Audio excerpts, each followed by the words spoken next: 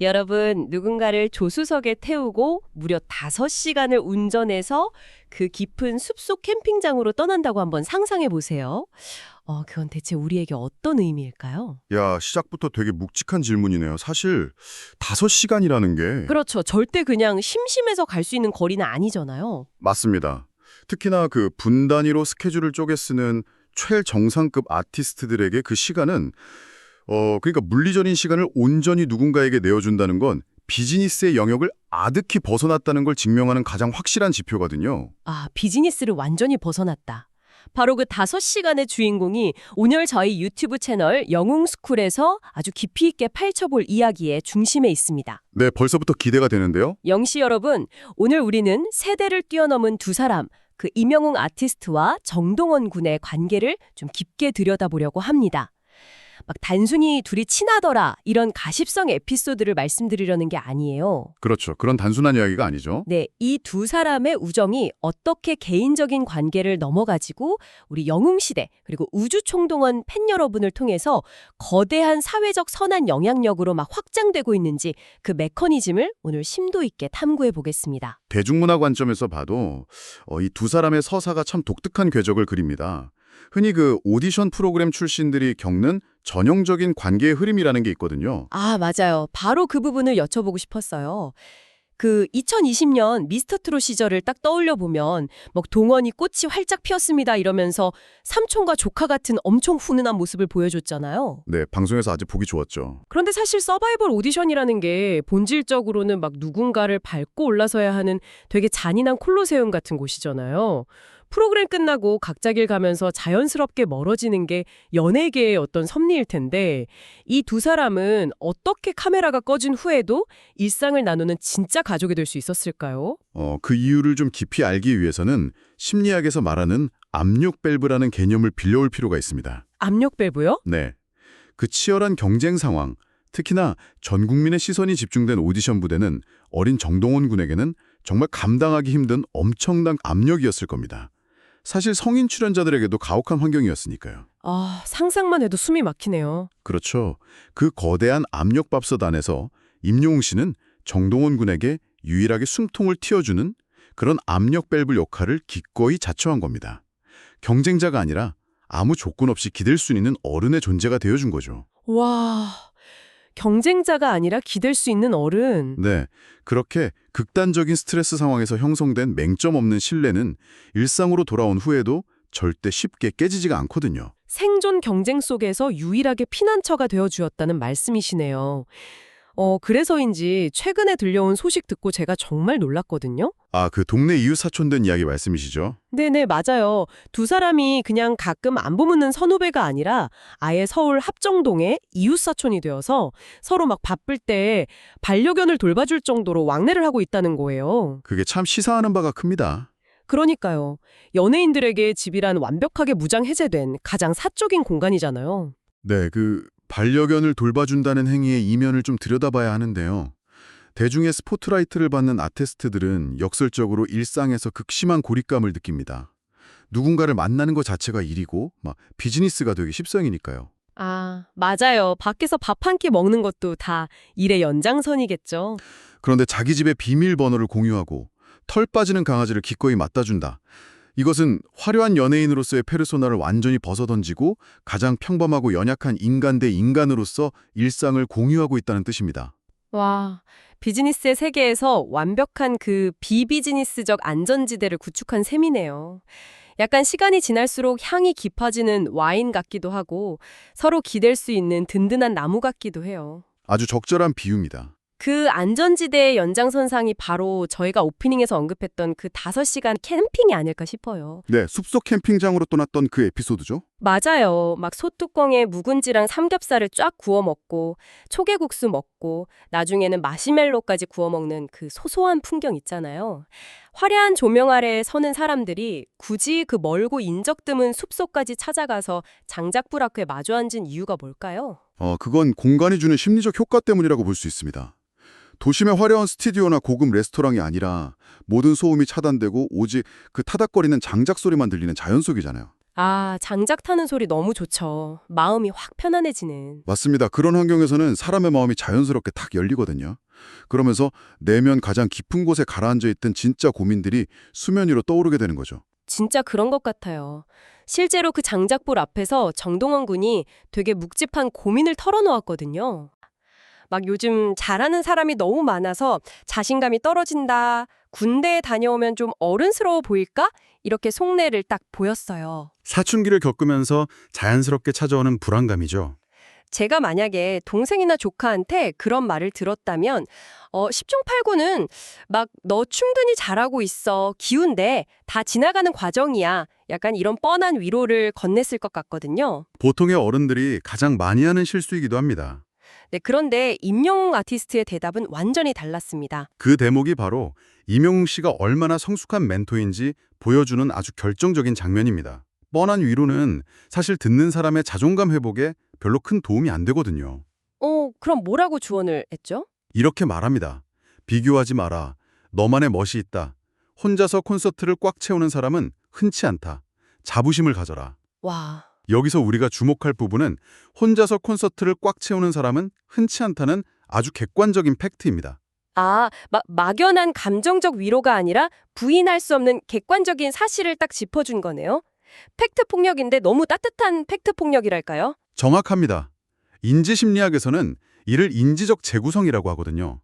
어린 아티스트가 그 막연한 불안감에 시야가 확 좁아져 있을 때 네가 이미 성취해낸 객관적이고 거대한 결과물을 눈앞에 명확하게 제시해주는 겁니다. 아, 스스로 얼마나 대단한 사람인지 다시 보게 만드는 거군요. 네, 허울 좋은 빈말이 아니라 데이터와 팩트에 기반한 위로. 이것은 흔들리는 청춘에게 그 어떤 말보다 강력한 지지자가 됩니다. 팩트 기반의 위로라는 말이 진짜 뇌리에 확 꽂히네요. 저는 이 조언이 정동원 군의 마음속에 아주 튼튼한 그 마음의 닷을 내려주었다고 생각해요. 마음의 닷, 아주 좋은 표현이네요. 앞으로 살아가면서 막 수많은 천재들을 만나고 스스로가 작아 보일 때마다 맞아, 영웅 형이 나보고 혼자 콘서트를 꽉 채우는 대단한 사람이라고 했지. 이러면서 그 거센 풍랑을 버텨낼 수 있는 단단한 단 말이에요. 그렇죠. 삶의 희로애락을 다 겪어오신 우리 영씨 여러분들도 아마 깊이 공감하실 거예요. 내 인생의 결정적 순간에 저런 닷을 내려주는 어른이 곁에 있다는 건 진짜 얼마나 큰 축복인가요? 거기에 좀 덧붙여서 저는 임영웅 씨가 군복무 시절의 경험을 바탕으로 제시한 그 구체적인 방법론에 정말 감탄했습니다. 아, 그 군대 이야기요? 네. 막연히 군대 다녀오면 어른이 될 거다 이런 식의 환상을 심어주는 대신에 아주 현실적인 조언을 하죠. 아침마다 카페에 가서 무조건 1시간씩 책을 읽어라. 이렇게 자신의 과거 루틴을 그대로 전수해 줍니다. 맞아요. 그 부분 진짜 인상 깊었어요. 가사를 잘 쓰기 위해서는 활자를 읽어내는 절대적인 인고의 시간이 필요하다는 걸 알려준 거거든요. 대중의 엄청난 사랑을 받는 탑스타가 어느 날 막 하늘에서 뚝 떨어진 영감으로 노래하는 게 아니라 매일 아침 카페에 앉아서 1시간씩 활자와 씨름하는 그 성실함, 그걸로 자신을 벼려내고 있었다는 사실이 너무 놀랍더라고요. 맞습니다. 천재적인 재능보다 스스로를 통제하는 철학을 가르쳐준 셈이죠. 그 약간 엉덩이의 힘을 동생에게 가르쳐 준 거잖아요. 바로 멘토링의 정석입니다. 좋은 말로 가르치려 드는 게 아니라 내가 치열하게 겪어낸 삶의 태도를 그냥 그대로 보여주면서 자연스럽게 스며들게 하는 것. 정동원 군은 임영웅 씨라는 거울을 통해서 대중예술가로서 가져야 할 내면의 깊이랑 태도를 배우고 있는 겁니다. 진짜 그렇게 속 깊은 형들의 애장 어린 시선 속에서 마냥 어리기만 했던 정동원 군이 어느새 20살 청년이 되어서 해병대 교육훈련단 입소를 앞두게 되었잖아요. 시간 참 빠르다는 생각이 드는데 2026년에 열린 그 입대 전 팬 콘서트 현장의 분위기는 정말 각별했습니다. 네, 그 콘서트 현장 정말 감동적이었죠. 네, 막 20살 자신에게 쓴 타임캡슐 편지 이벤트도 있었고 특히 미스터트롯 탑5 형들의 깜짝 등장, 장민호, 영탁, 이찬원, 김희재님 방문이랑 임영웅님의 영상편지까지 그건 그야말로 한 편의 영화 같았어요. 사실 연예계의 생리를 좀 아는 사람들에겐 그 장면은 기적에 가깝습니다. 지금 이분들은 대한민국 대중음악계에서 가장 바쁜 각자의 견고한 성을 구축한 톱스타들이잖아요. 그렇죠. 스케줄 하나 맞추는 것도 한 해의 별따기일 텐데요. 네, 물리적인 스케줄을 맞추는 것조차 불가능에 가까운 상황에서 막내의 군 입대 전 마지막 무대를 지켜주기 위해 그 자리에 모였다는 건 정말 시사하는 바가 큽니다. 그 무대 위에서 동원군이 씩씩하게 이등병의 편지를 부르다가 결국 울컥하는 모습을 보였거든요. 군대라는 미지의 시간에 대한 두려움, 또 대중에게 잊혀질지도 모른다는 불안감, 그리고 자신을 지켜보는 형들이랑 팬들에 대한 어떤 벅찬 감정이 막 섞인 눈물이었을 거예요. 충분히 그럴 수 있죠. 어린 나이에 얼마나 부담이 컸겠습니까? 전인이 든든한 형들의 존재가 동원군에게는 단순한 응원을 넘어가지고 거대한 심리적 안전망이 되어주었을 거라고 봐요. 등 뒤에 형들이 딱 버티고 있으니까 군대는 이제 공백기가 아니라 더 큰 비상을 위한 어떤 도움답게 훈련장이 될 거라는 거죠. 대단히 중요한 포인트를 짚어주셨습니다. 연예인에게 공백기란 일종의 공포거든요. 하지만 네가 다녀올 동안 우리가 이 자리를 굳건히 지키고 있을게. 제대하고 와서 다 같이 멋진 합동 공연을 하자. 이 형들의 무언의 약속은 그 두려운 공백기를 완벽하게 치환시켜줍니다. 아, 두려움을 기대로 바꿔주는 거네요. 제대 후 탑6 합동 공연도 진짜 너무 기대돼요. 동시에 이들의 흔들림 없는 의리는 대중들에게도 엄청난 정서적 안정감을 제공합니다. 모든 것이 너무 빠르게 변하고 쉽게 잊혀지는 차가운 세상 속에서 조건 없는 진짜 우정이 존재한다는 것을 증명해 주었으니까요. 맞아요. 이들의 관계를 지켜보는 것만으로도 진짜 마음 한구석이 막 따뜻하게 덮여지는 기분이에요. 그런데 영씨 여러분, 여기서 우리가 한 발짝 더 나아가 보면 아주 경이로운 현상을 발견할 수 있습니다. 어떤 현상이죠? 아티스트들 사이에서 주고받는 이 따뜻한 온기가 그들만의 리그로 딱 끄냐는 게 아니라 거대한 폭포수처럼 우리 영웅시대와 우주총동원 팬 여러분에게로 깔깔 쏟아져 내리고 있다는 사실이에요. 아, 팬덤의 선한 영향력 말씀이시군요.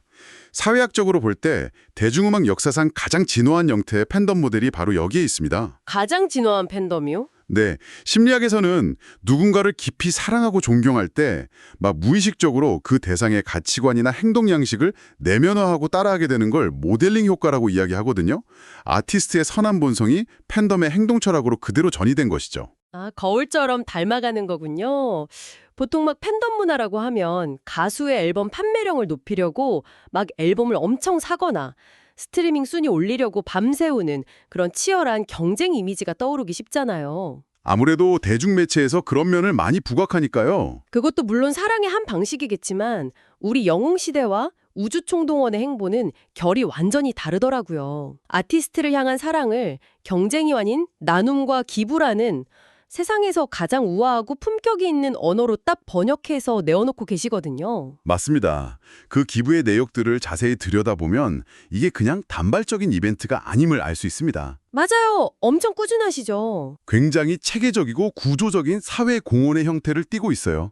예를 들어 영웅시대 서울 2구역방 회원분들은 그 튀르키예 시리아 대지진이라는 국제적 재난 상황에 1,200만 원 상당의 구호 물품을 지원하셨습니다. 와, 1,200만 원이요? 진짜 대단하시다.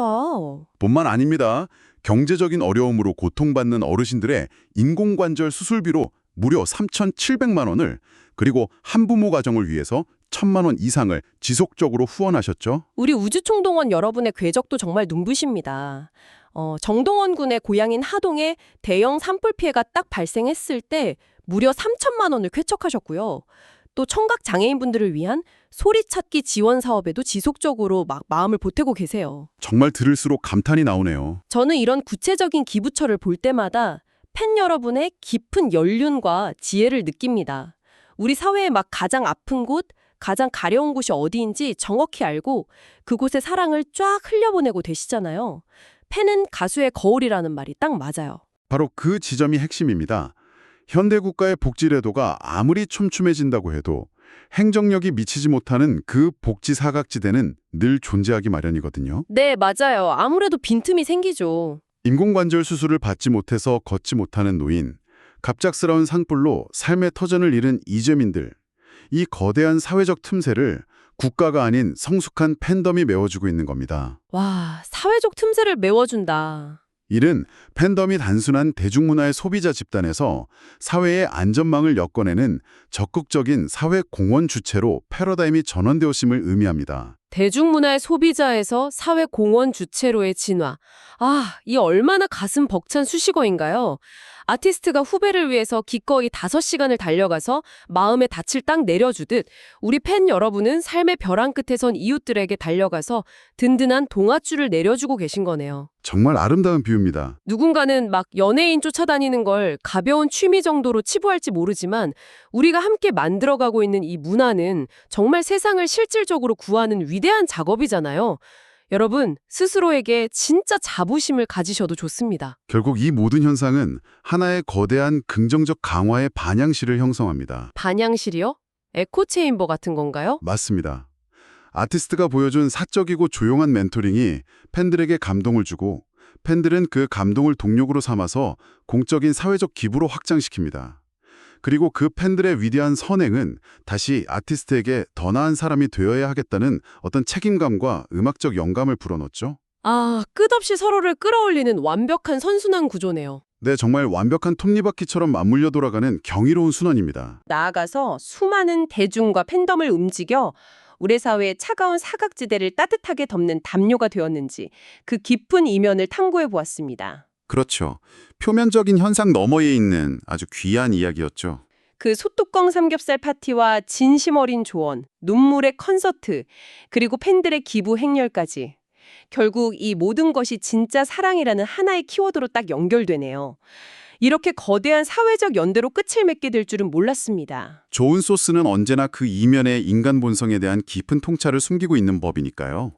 화려한 쇼비즈니스의 세계에서 역설적으로 가장 인간적이고 아날로그적인 진심을 지켜가고 있는 이들의 철학이 정보의 홍수 속에 살아가는 우리에게 참 큰 울림을 줍니다. 맞습니다. 오늘 영웅스쿨에서의 깊은 탐구를 마무리하면서 이 방송을 듣고 계신 여러분께 마지막으로 이런 질문, 아니 하나의 화두를 던져드리고 싶어요.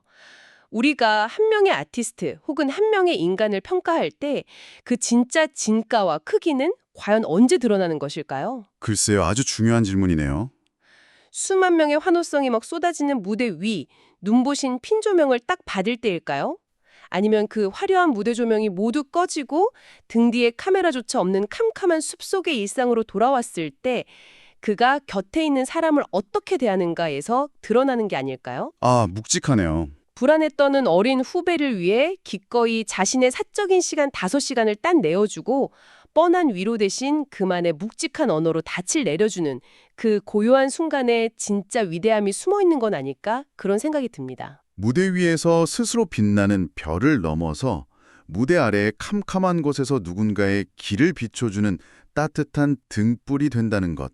저는 그게 예술가가 도달할 수 있는 가장 숭고한 경지가 아닐까 생각합니다. 우리 곁에 이렇게 텅 빈 화려함이 아니라 내면이 꽉 찬 속 깊고 따뜻한 아티스트가 있다는 사실이 오늘따라 더욱 벅차오릅니다. 네, 저도 오늘 이야기를 나누면서 마음이 참 따뜻해졌습니다. 그리고 무엇보다 그 아티스트의 선한 빛을 반사해가지고 이 세상의 어두운 곳들을 구석구석 찬란하게 비춰주고 계신 우리 우아하고 품격이 있는 영씨 여러분, 그리고 우주 총동원 여러분이 계시기에 오늘 이 이야기가 더욱 완벽해질 수 있었습니다. 맞습니다. 팬 여러분들이야말로 진정한 숨은 영웅들이시죠? 오늘 저희가 준비한 영웅스쿨의 깊은 탐구는 여기까지입니다. 여러분의 일상에 잔잔하지만 아주 깊은 울림이 전해졌기를 바래요. 자, 그럼 세상에서 가장 따뜻한 우리의 시그니처 인사말을 다 함께 외치면서 오늘 방송을 훈훈하게 마무리해볼까요? 제가 먼저 선창하겠습니다. 하나, 둘, 셋. 영웅시대 여러분, 오늘도 건행